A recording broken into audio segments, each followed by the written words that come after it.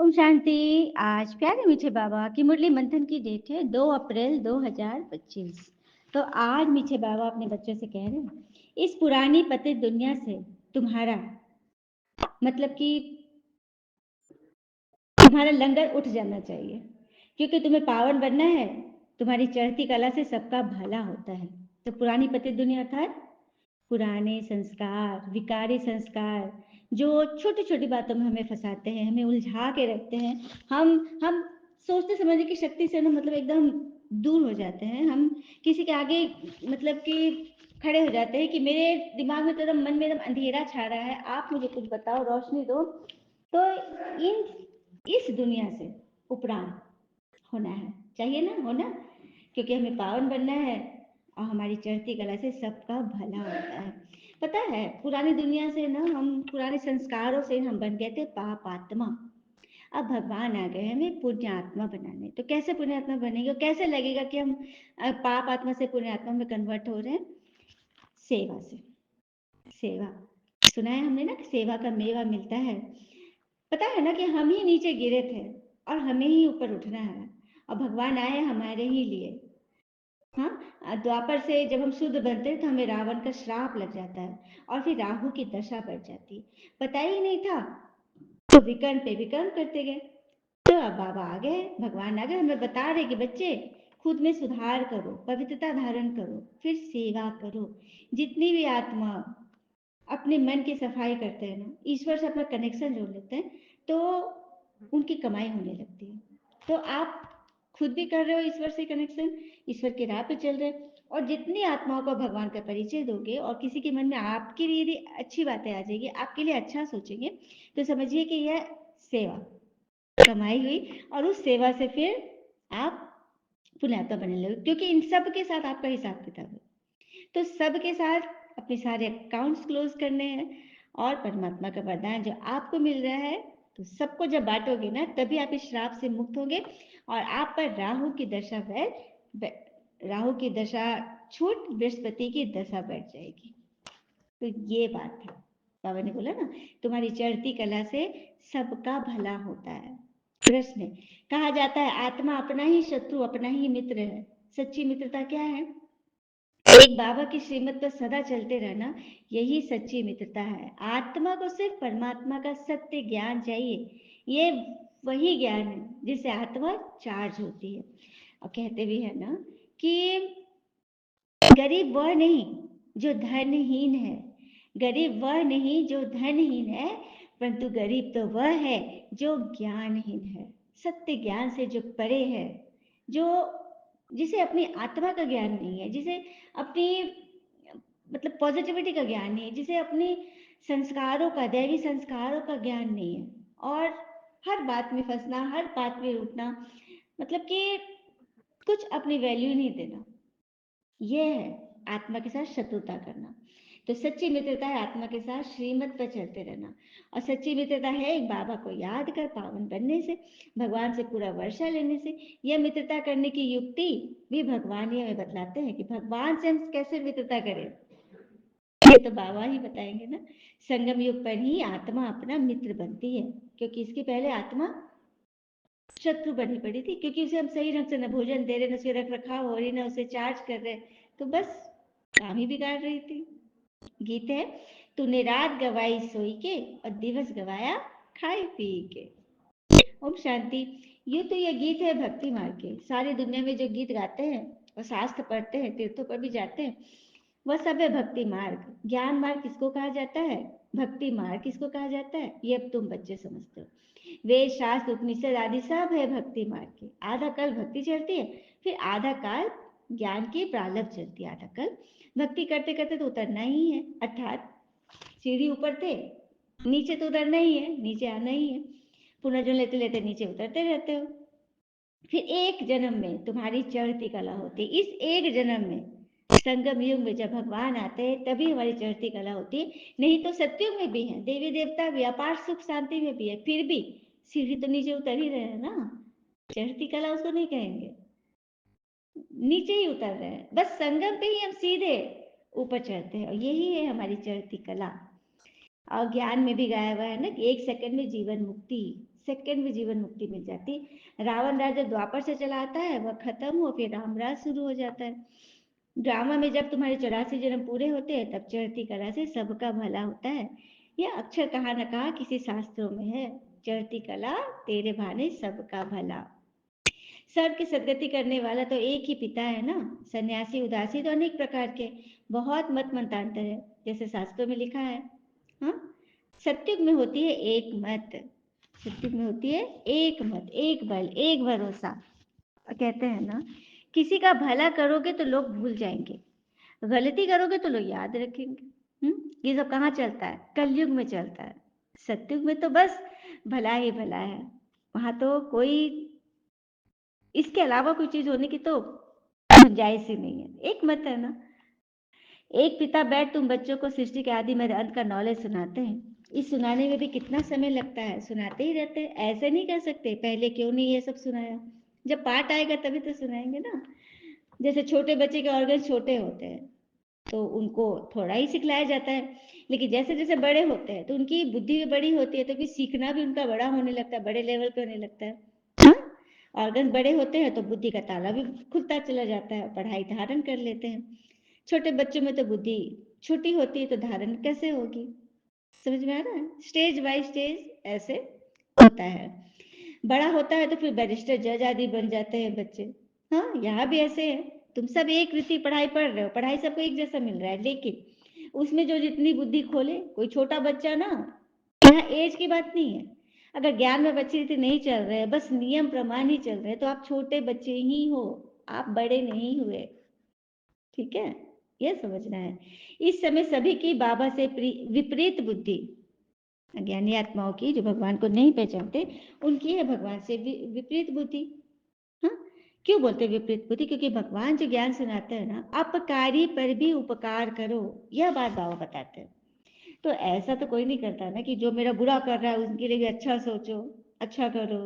और एक बात मैं और बताना चाहूंगी, कभी कभी सुना है हम लोग ने, हम लोग के मुंह से भी कभी, जैसा कि फलाना ने हमें धोखा दे दिया।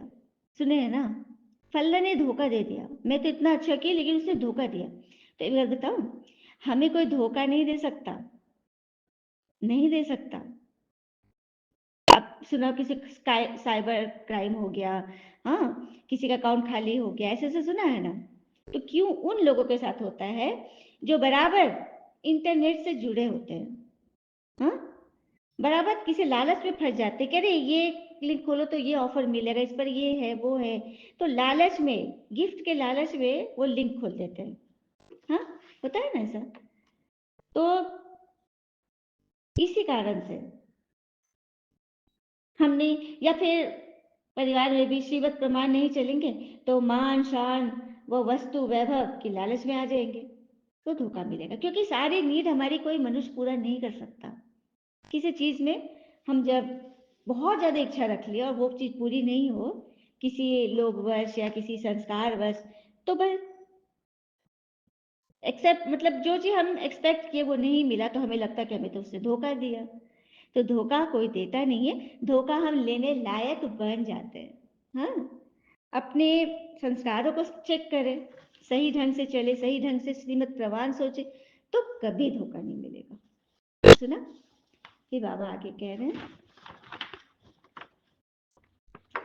मैं तो सिर्फ मत देता हूँ, तुम देवता बनने आए हो ना, यहाँ अच्छे कर्म करेंगे तो दूसरे जन्म में भी अच्छा फल मिलेगा, अमर लोक में। यह तो है ही मृत्यु लोक, यह राज भी तुम बच्चे ही जानते हो, सो भी नंबरवार।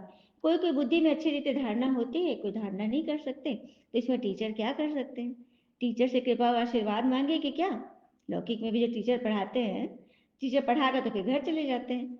स्कूल में पहले पहले कोई टीचर की बंदगी थोड़ी करते हैं जाके कि हे टीचर जी आप हमको पास कराना, हम आपको भोग लगाएंगे, गिफ्ट देंगे, ऐसा होता है क्या? नहीं ना। जैसे हम भगवान के लिए करते हैं, मंदिरों में जा करके देवी देवता के आगे यही ना बोलते हैं, मेरा ये काम कर दो तो हम आपको ये प्रसाद चढ़ाएंगे।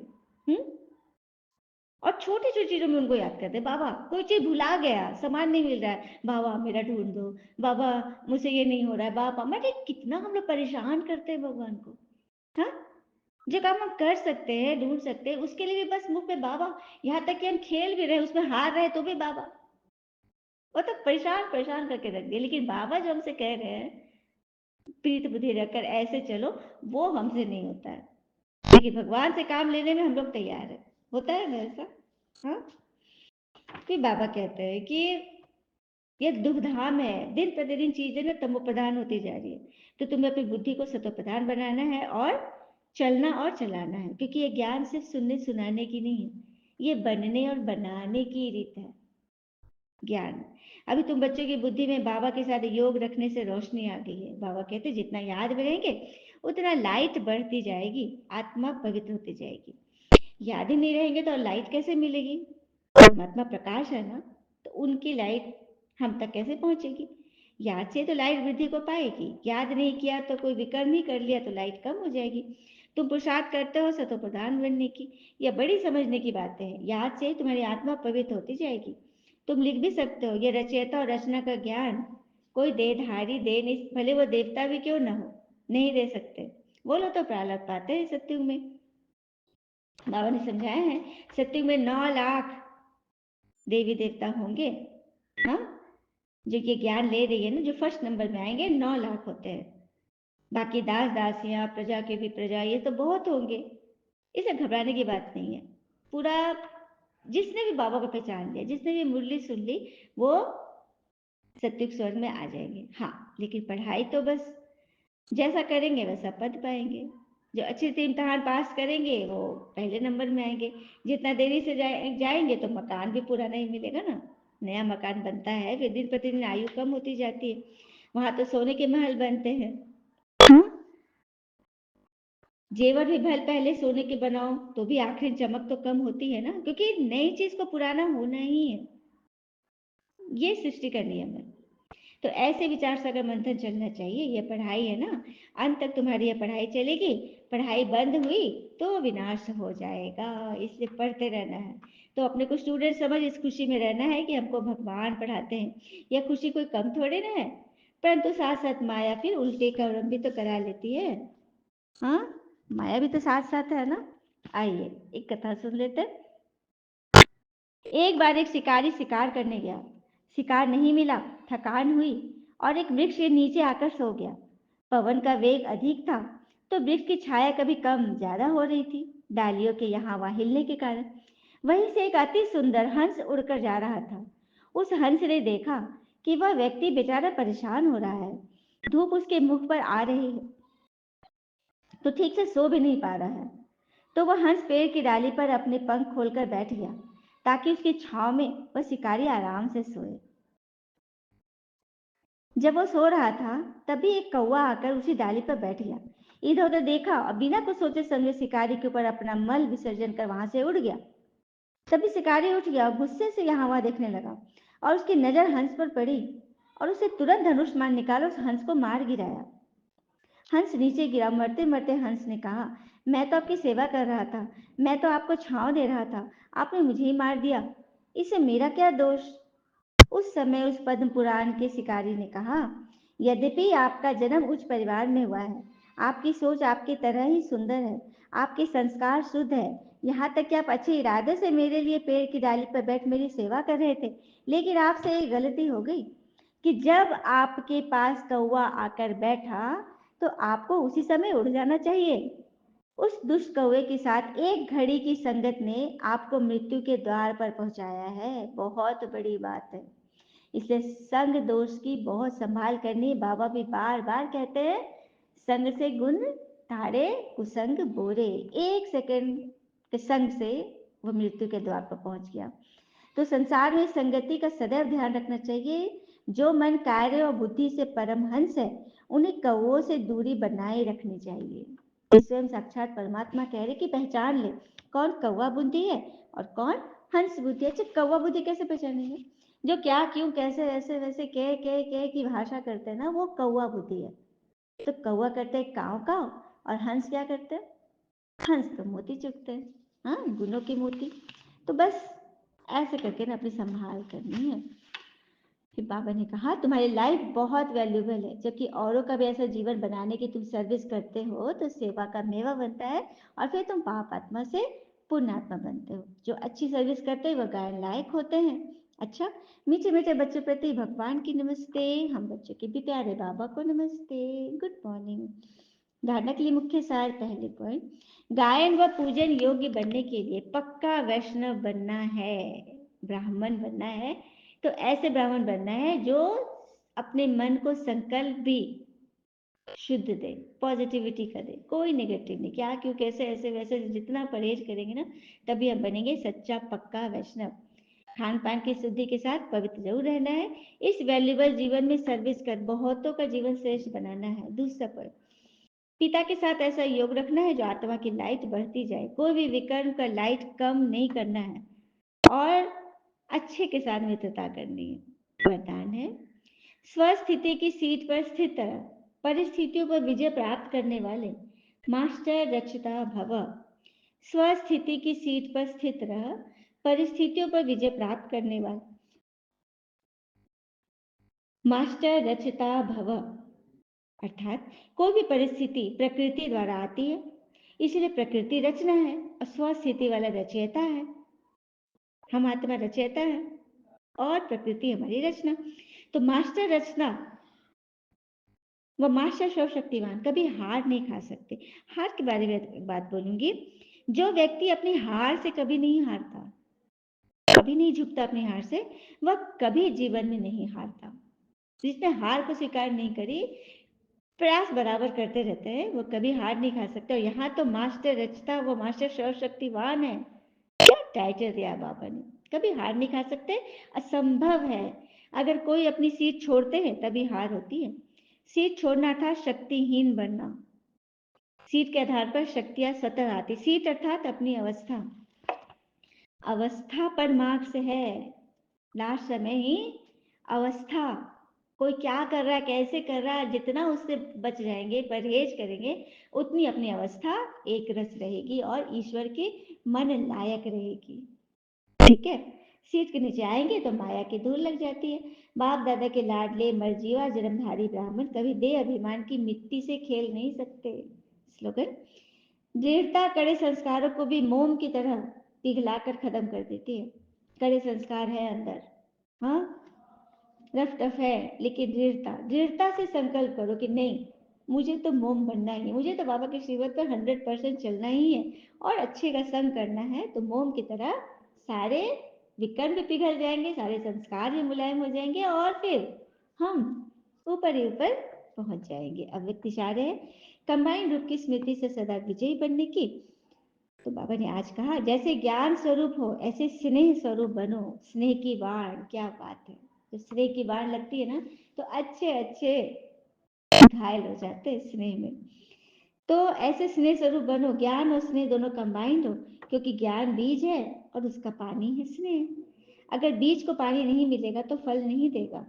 तो ज्ञान के साथ दिल का स्नेह हो तो प्राप्ति का फल मिलेगा, मिलेगा ही मिलेगा। अच्छा, ओम शांति। शुक्र है मीठे बाबा, वो बाबा के प्यारे प्यारे बच्चे, आप सबका जीवन सदैव सुख शांति समृद्धि सफलता संतुष्टता सदा भरपूर रहे और भरपूर करे। ओम शांति।